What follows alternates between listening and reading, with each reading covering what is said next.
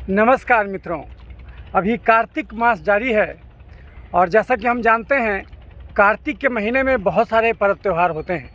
ये बहुत ही पावन महीना है और कार्तिक के मास में पहले कृष्ण पक्ष आता है, उसके बाद शुक्ल पक्ष आता है। जो कृष्ण पक्ष होता है वो पूर्णिमा से अमावस्या तक के बीच में होता है और जब कृष्ण पक्ष उसके बाद फिर अमावस्या जो दिवाली की रात बोलते हैं, उसके बाद फिर शुक्ल पक्ष शुरू हो जाता है। जैसा कि हम जानते हैं कि जो कृष्ण पक्ष है, ये कृष्ण पक्ष में जो त्रयोदशी होता है उस दिन धनतेरस मनाया जाता है, चतुर्दशी को छोटी दिवाली मनाया जाता है और अमावस्या के दिन बड़ी दिवाली का आयोजन होता है। इस दिन हम लोग दिया जलाते हैं और शरीर मन आत्मा की सारी गंदगी को निकाल करके बिल्कुल खाली हो जाते हैं, तब हमको अंदर का दिया दिखने लगता है। और इसके बाद जो आता है, जो उसके बाद गोवर्धन पूजा होता है। जब शुक्ल पक्ष आता है कार्तिक महीने के और शुक्ल पक्ष की जो पहला तारीख है उसको प्रतिपदा कहा जाता है और प्रतिपदा के दिन गोवर्धन पूजा किया जाता है, क्योंकि ऐसा माना जाता है कि जब हम अपने आप को पहचान लिए, अपनी आत्मा को पहचान लिए, अपने अहंकार को ख़त्म कर दिए, तो हमारा जो चित्त है वो विशाल पर्वत के समान हो जाता, पूरी दुनिया एक परिवार के समान हमको दिखने लगती। तो वो गोवर्धन पूजा का मतलब वही है। और उसके बाद पूरी दुनिया भाई बंधु के समान हो जाती, तो इसीलिए भैया दूज मनाया जाता है द्वितीया को। उसी ढंग से तीसरा और चतुर्थी से फिर एक और पर्व शुरू हो जाता है, यानी कार्तिक महीने के शुक्ल पक्ष के चतुर्थी से एक और महान पर्व शुरू हो जाता है, उसको कहते हैं छठ। जी हाँ मित्रों, ये छठ का पावन पर्व जो नहाए खाए से शुरू होता है, ये प्रकृति की पूजा का पर्व है। इसमें कोई आडंबर नहीं होता। जो डूबते हुए सूरज की पूजा की जाती और उगते हुए सूरज की पूजा की जाती, ये पर्व है जिसमें हम लोग जो नैसर्गिक ताकतें हैं इस दुनिया की, उसको उसमें ही हम भगवान खोजते और उसी की पूजा करते बिना किसी आडंबर के। तो ये उसी का पर्व है। चतुर्थी में नहाया खाया होता है और चतुर्थी के बाद जो है कि उसके बाद फिर खरना का एक पर्व होता है और उसके बाद जो है सहना शुरू हो जाता है और उसके बाद फिर जो है कि बिना सिले कपड़े में रहा जाता है। जो परवैतीन होती हैं, जो व्रत करती हैं, वो बिना सिले कपड़े पहन के बिना किसी बिस्तर के वो सोती हैं और फिर उसके बाद शुरू हो जाता है। ये शाम का अर्घ का दिन आता है, षष्ठी के दिन, छठी के दिन, और उसी को छठ कहा जाता है। और उसके बाद सातवीं को उगते सूरज को अर्पित किया जाता है। तो जी हाँ मित्रों, मैं बात कर रहा हूँ छठ पूजा की और ये बिहार का बहुत बड़ा पर्व है।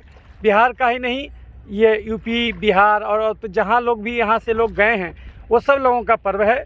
ये बहुत ही पावन पर्व है और ये कार्तिक के महीने में पड़ता है, जब लोग फसल काटते हैं और अपनी खुशियाँ जाहिर करते हैं, प्रकृति को धन्यवाद देते हैं कि उसने हमको सब कुछ दिया। तो आज मैं DrKranti Chandan Jaykar, ex and first HOD skin BD, Indira Gandhi Ayurvigyan Sansthan Patna. वैसे तो मैं एक चर्म रोग चिकित्सक हूँ, allergy and holistic health expert हूँ, लेकिन मैं एक कवि भी हूँ। तो आज गंगा की लहरों के बीच ये मैं आपसे मुखातिब हूँ अपनी एक कविता के साथ। यही गंगा की लहरें और यही गंगा का जो घाट आपको दिख रहा है, यही गंगा के घाट पर जो है कि ये 2 दिन बाद जो है, 3 दिन बाद जो है शाम का अर्घ दिया जाएगा। लोगों की भीड़ होगी। तो आज इससे अच्छा मौका नहीं हो सकता, इससे अच्छी जगह नहीं हो सकती कि जब हम अपनी छठ कविता को आपके सम्मुख रखें और गंगा की लहरों के बीच, गंगा के लहरों पर चलते हुए आपको ये कविता सुनाएं। इससे अच्छा मौका नहीं हो सकता, इससे अच्छा ये परिस्थिति नहीं हो सकती। तो प्रस्तुत है, मैं सबसे पहले अपनी कविता आपके सामने रखूँगा और उसके बाद फिर इस कविता की विवेचना करूँगा। छठ की महत्ता के बारे में हम लोग कुछ समझेंगे कि आखिर ये पर्व क्यों महान है, क्यों सब लोग अब इसको और लोग भी मनाने लगे हैं, केवल बिहार के ही लोग नहीं। तो लेकिन सबसे पहले मैं आपके सामने सूरज भर छठ का अर्घ देती मेरी अपनी कविताएं को आपके सामने प्रस्तुत करना चाहता हूं। तो प्रस्तुत है मेरी ये पहली कविता। उगते सूरज को प्रणाम है, जाते रवि का अभिनंदन। उगते सूरज को प्रणाम है, जाते रवि का अभिनंदन। अर्पित करते हैं हम छठ का अर्घ और दिल का हर बंधन। उगते सूरज को प्रणाम है, जाते रवि का अभिनंदन। अर्पित करते हैं हम छठ का अर्घ और दिल का हर बंधन। कार्तिक मास के शुक्ल चतुर्थी से पूजा प्रारंभ हुई, सूर्य से छनकर इस शरीर आई ऊर्जा आरंभ हुई। 36 घंटे निर्जल रहना, 36 घंटे निर्जल रहना, बिना सिले कपड़े में रहना, नहीं हो कोई तोशक तकिया, साधारण कपड़े में रहना, सब परवैतिन एक भाव से छठी मैया की पूजा करना, सभी निरामय सभी स्वस्थ हों, भाव न कोई दूजा करना। शुरू हुआ नहाय खाए से छठी मैया का अभिनंदन, बिना पुरोहित बिना वो मूर्ति, शुद्ध हृदय से ये बंधन। जी हाँ मित्रों, इसमें न किसी पुरोहित की जरूरत पड़ती, न किसी आडंबर, न किसी कर्मकांड की आवश्यकता पड़ती। ये बिल्कुल ही प्रकृति से अनंत नैसर्गिक प्रेम का एक उद्गार भर दिखता है और इंसान इस प्रकृति को धन्यवाद ज्ञापित करता है कि मैं आज जो कुछ भी हूँ ये तुम्हारे चलते ही है और तुम्हारा ही अंश हूँ। तो शुरू हुआ नहाय खाए से छठी मैया का अभिनंदन, बिना पुरोहित बिना वो मूर्ति, शुद्ध हृदय से ये बंधन। शुरू हुआ नहाय खाए से छठी मैया का अभिनंदन, बिना पुरोहित बिना वो मूर्ति, शुद्ध हृदय से ये बंधन। उगते सूरज को प्रणाम है, जाते रवि का अभिनंदन, अर्पित करते हैं हम छठ का अर्घ्य और दिल का हर बंधन। है प्रसाद छठ का वो अमृत, काया शुद्धि कर देता है प्रसाद छठ का वो अमृत, काया शुद्धि कर देता है, कद्दू भात दाल वो पिट्ठा, खरना का बुद्धि देता है। तो मित्रों, लोग आ रहे हैं, बिहार में लोग लौट रहे हैं, ऊपर में आपको वायुयान नज़र आ रहा है। तो लोग हर जगह से लोग अपने घर में आ जाते हैं छठ के दिन और यहाँ पर आ कर के अपनी मिट्टी को प्रणाम करते हैं और ये सूरज को अर्घ्य अर्पित करते हैं। तो उगते सूरज को प्रणाम है, जाते रवि का अभिनंदन, बिना पुरोहित बिना वो मूर्ति, शुद्ध हृदय से ये बंधन। उगते सूरज को प्रणाम है, जाते रवि का अभिनंदन, अर्पित करते हैं हम छठ का अर्घ्य और सूर्य का हर बंधन, दिल का हर बंधन। है प्रसाद छठ का वो अमृत, काया शुद्धि कर देता, कद्दू भात दाल वो पिट्ठा, खरना का बुद्धि देता। बिना नमक और चीनी के मिठास हृदय में भर देता, ईख रस और गुड़ दूध की खीर बड़ी सिद्धि देता। लड़ुआ चावल आटे का ये ठेकुआ बल बुद्धि देता, महाताबी वो फल वो छठ का एक नई रिद्धि देता। त्याग हर एक वो व्यसन हृदय का, अस्ताचल गामी वंदन, दूध अर्घ्य का दाल के करते, उदयी मान का अभिनंदन। उगते सूरज को प्रणाम है, जाते रवि का अभिनंदन, अर्पित करते हैं हम छठ का अर्घ्य और दिल का हर बंधन। अगली पंक्ति है, जल में आधा बदन है डूबा। और परवैतिन क्या करती हैं मित्रों, वो जल में डूब जाती हैं। जल में आधा बदन है डूबा, आधे तन से सूर्य भरें, इतनी ऊर्जा भर लें हम सब, बल बुद्धि और शौर्य बढ़े। जल में आधा बदन है डूबा, आधे तन से सूर्य भरें, इतनी ऊर्जा भर लें हम सब, बल बुद्धि और शौर्य बढ़े।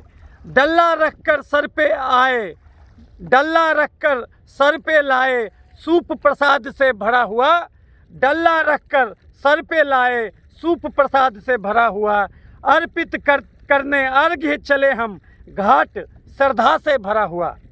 डल्ला रखकर सर पे लाए, सूप प्रसाद से भरा हुआ, अर्पित करने अर्घ्य चले हम, घाट श्रद्धा से भरा हुआ। पथरीली राहों पे नंगे पांव चले कर रवि बंधन, कितनी भी दुश्वारी हो न निकले कोई भी क्रंदन। उगते सूरज को प्रणाम है, जाते रवि का अभिनंदन, अर्पित करते हैं हम छठ का अर्घ्य और दिल का हर बंधन। हृदय शुद्ध है मन विशुद्ध है, हृदय शुद्ध है मन विशुद्ध है, हृदय शुद्ध है मन विशुद्ध है, नहीं द्वेष और बैर कोई। घाट घाट घाट सफाई मिलजुल करते, नहीं कोई अब गैर कोई। हृदय शुद्ध है मन विशुद्ध है, नहीं द्वेष और बैर कोई। घाट सफाई मिलजुल करते, नहीं यहाँ अब गैर कोई। लोक गीतों से छटा बनी है, लोक गीतों से छटा बनी है, छठ की भक्ति फिजा खुली। एक नशा है सद्गुण हावी, दुर्गुण को यहाँ सजा मिली। सारे राक्षस भाव वो मन का आज करें इनका खंडन, रूह प्रभाकर रश्मि भर लें, कर लें ये जीवन नंदन। उगते सूरज को प्रणाम है, जाते रवि का अभिनंदन। अर्पित करते हैं हम छठ का अर्घ्य और दिल का हर बंधन। इस बिहार की माटी की सुगंध लिए छठ आया है। इस बिहार की माटी का सुंदर सुगंध लिए छठ आया है। सामाजिकता सौहार्द सौगंध लिए छठ आया है। इस बिहार की माटी की सुगंध लिए छठ आया है। सामाजिकता सौहार्द सौगंध लिए छठ आया है। देश हो या फिर हो विदेश, हर जगह पे छठ की महिमा है। ये बिहार का आह्लाद है, विश्व में इसकी गरिमा है। आओ हम सब छठ पे मिलने, प्रेम का है ये स्पंदन। आओ हम सब छठ पे मिलने, प्रेम का है ये स्पंदन। क्रांति रवि की पूजा कर लो, लगा के माथे पे चंदन। आओ हम सब छठ पे मिलने, प्रेम का है ये स्पंदन। क्रांति रवि की पूजा कर लो, लगा के माथे पे चंदन। उगते सूरज को प्रणाम है, जाते रवि का अभिनंदन। अर्पित करते हैं हम छठ का अर्घ्य और दिल का हर बंधन। तो ये एक भाव था कवि का, जो छठ को अपनी भावनाओं में, अपने शब्दों में बहुत अच्छे तरीके से अभिव्यक्त करते हुए आपने सुना। और अब एक दूसरा भाव है, भाव तो वही है लेकिन शब्द दूसरा है, आप वो सुनिए। एक दूसरी कविता छठ के भावों को अभिव्यक्ति देती मेरी दूसरी कविता। धरती सूरज नदी व अंबर ऊर्जा रूप में रब होगा। धरती सूरज नदी व अंबर ऊर्जा रूप में रब होगा। अर्पित करने अर्घ्य वो छठ का, अर्पित करने अर्घ्य वो छठ का, आज इकट्ठा सब होगा। धरती सूरज नदी व अंबर ऊर्जा रूप में रब होगा। अर्पित करने अर्घ्य वो छठ का, आज इकट्ठा सब होगा। नहीं वो कोई ऊंच नीच, वो जात धर्म मजहब होगा। नहीं वो कोई ऊंच नीच, वो जात धर्म मजहब होगा। प्रेम की धुन पे गीत वो गाता, छठी मैया का सब होगा। आनंदित सा फिजाएं सारा, आनंदित सा फिजाएं सारा, शहर ये और ये सब होगा। आनंदित सा फिजाएं सारा, शहर ये और ये सब होगा। छठी मैया के रूप में दिखता आफताब ए रब होगा। छठी मैया के रूप में दिखता आफताब ए रब होगा। ये जो सूरज देव हैं, ये छठी मैया के रूप में दिखेंगे। मानस पुत्री, ब्रह्मा की मानस पुत्री कहा जाता मित्रों। आनंदित सा फिजा ये सारा, शहर ये और ये सब होगा। ये सुबह और रात दोनों समय में ये जो है कि फिजा आनंदित होगा। जब छठ का मौसम चलेगा, छठ का जब गाना बजेगा, छठ की गीत हर जगह बजने लगेगी, तो पूरी फिजा एक भक्तिमय, जैसे कि ये एक लय से बंध जाएगा, वही चीज़ होता है मित्रों। तो आनंदित सा फिजा ये सारा, शहर ये और ये सब होगा। छठी मैया के रूप में दिखता आफताब ए रब होगा। जाता सूरज दे जाएगा, फिर उगने की आस सभी। जाता सूरज दे जाएगा, फिर उगने की आस सभी। जीवन में उम्मीद की लौ की कमी नहीं कोई अब होगा। जाता सूरज दे जाएगा, फिर उगने की आस सभी। जीवन में उम्मीद की लौ की कमी नहीं कोई अब होगा। सर पे लेके डलिया सूप वो, फल वो नारियल सब होगा। घाट पे जाते सभी श्रद्धालु, दृश्य अजब गजब होगा। सहे हुए इन व्रती की श्रद्धा पे मोहित ये रब होगा। क्रांति अर्पित अर्घ्य करो तुम, हासिल पुण्य ये सब होगा। तो मित्रों, ये तो एक कवि का उद्गार था। तो आज पटना के घाट पर जो छठ का आज देखा, सरकार की जो तैयारी है वो देख करके रात में जो है कि मन डूब गया छठ की यादों में, कि कैसे रात में कद्दू भात का प्रसाद खाकर जो है कि असीम तृप्ति मिलती है, और कैसे छठ की पुरानी यादों में जो है कि मन खोने लगा। और छठ की सूर्य पूजा से के एक एक पहलुओं पर मन जो है कि फिर से जो है कि मंथन करने लगा। वो सोचने लगा कि छठ की महिमा और सूर्य उपासना का ये स्वतः स्फूर्त आयोजन सच में विश्व में अतुलनीय है, क्योंकि यह प्रकृति में ऊर्जा के स्रोत सूर्य से ऊर्जा भरकर अपने जीवन को प्रकाशित, आलोकित, प्रफुल्लित और आनंदित करने की बात करता है। यह पर्व ऊंच नीच, भेदभाव, जात पात, कर्मकांड एवं आडंबरों से दूरी सिखाता है और जीवन में सामाजिक सौहार्द वैज्ञानिकता, प्रकृति प्रेम, सर्वजन कल्याण, वसुधैव कुटुंबकम का स्वच्छता और तन मन हृदय की शुद्धि एवं दैनंदिन की आचार विचार शुचिता का भाव भी ये छठ पर्व हमें हमारे अंदर भरता है।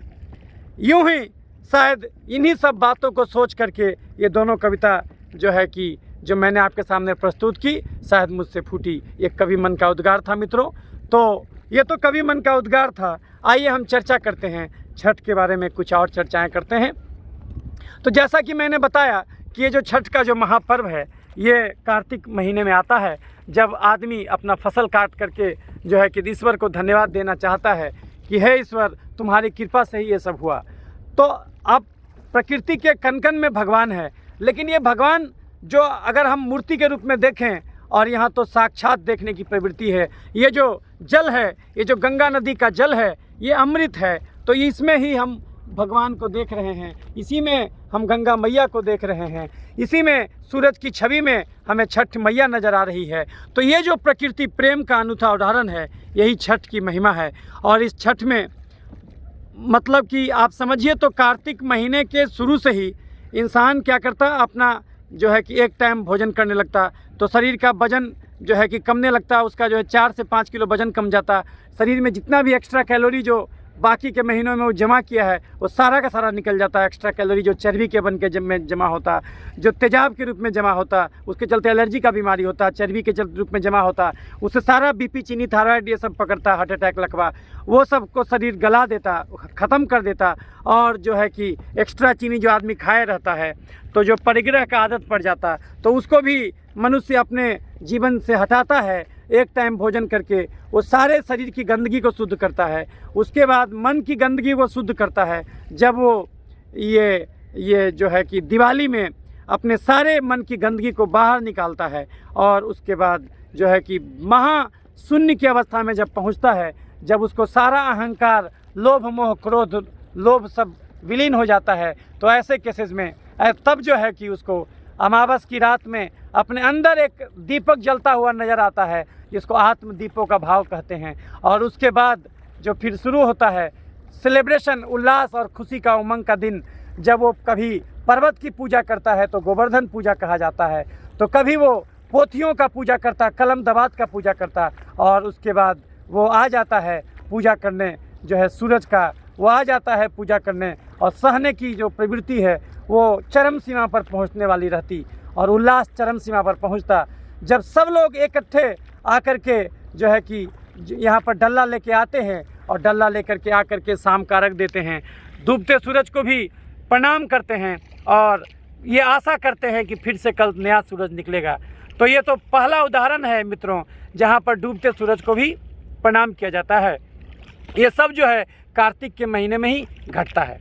तो ये बहुत ही महान पर्व है और ये शुरू होता है चतुर्थी से, कार्तिक शुक्ल पक्ष की चतुर्थी से। सबसे पहले लोग आते हैं, अपने अपने तालाबों में, नदियों में स्नान करते हैं, लोग अपने मन से सफाई करते हैं।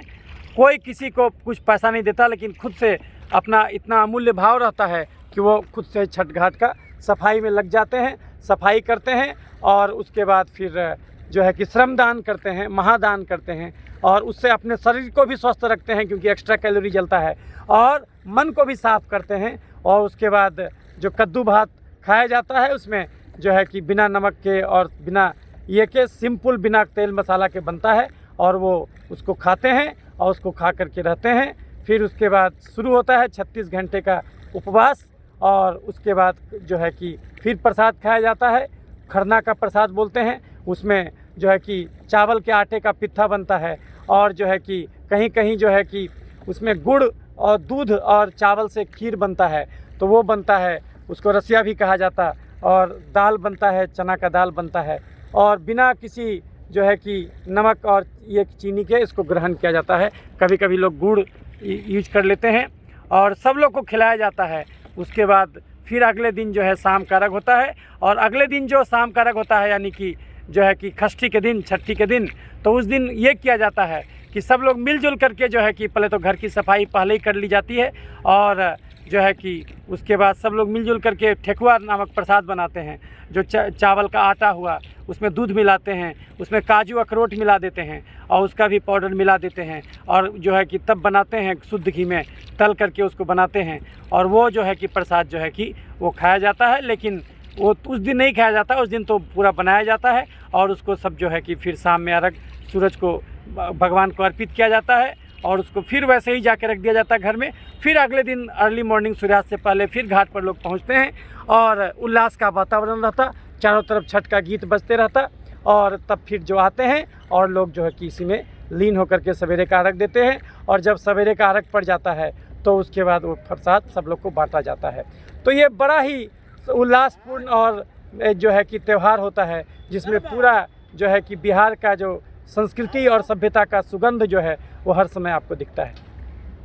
तो ये जो कविता थी मेरी छठ पर, ये मैंने आपके सामने प्रस्तुत किया। छठ की महिमा आपके सामने मैंने रखा। तो मित्रों, उम्मीद करता हूँ ये आपको अच्छा लगा होगा।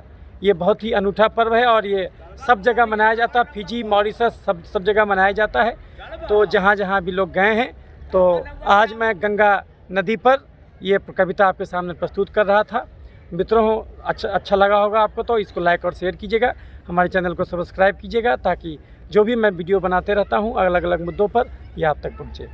तो ये आपने बड़े ध्यान से छठी मैया का मेरी कविता आपने सुना, तो इसके लिए तहे दिल से आपका आभार। आपके अंदर मौजूद परमात्मा को मेरा प्रणाम और उम्मीद करता हूँ कि ये छठी मैया आपको भी हमेशा स्वस्थ रखें, सुखी रखें। ये सूरज देव आपको हमेशा स्वस्थ रखें, सुखी रखें। तो इन्हीं सब ये कामनाओं के साथ आपसे मैं विदा लेता हूँ। आगे भी आपसे मिलता रहूँगा। तब तक के लिए नमस्कार। छठी मैया का प्रणाम, नमस्कार, धन्यवाद।